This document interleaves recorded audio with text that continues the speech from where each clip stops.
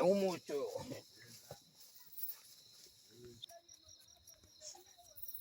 Sasa hawa wako wapi?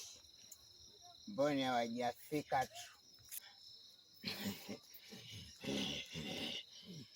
Wenkongo. Ndio mkuu. Safi sana.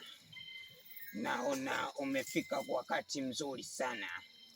Sasa kweni mwenzio yuko wapi? Kuna mtu anamshughulikia mkuu. Okay. Sasa ngojea na yeye nikiita hapa kifiki, maana kana chelewa. Yeye kushughulika na mambo tu. Sasa Kongo, na kukubali sana kijana wangu. Ndio mkuu. Nataka uniletee damu ya mtoto mchanga, sawa? Sawa mkuu. Ngojea nikiite na hiki kidudu kana chelewa tu. Salima.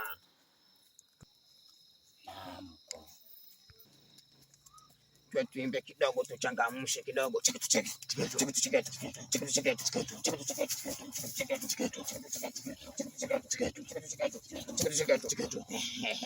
Inatosha vijana wangu.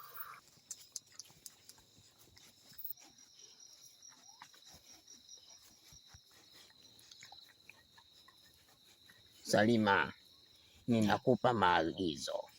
Nataka uniletee damu ya binadamu. Sawa? Sawa Salima? Sawa. Wewe Nkongo. Ndio mkuu. Niletee. Nataka uniletee kitu fulani hivi kitamu. Nataka uniletee kitu kitamu. Damu. Sawa?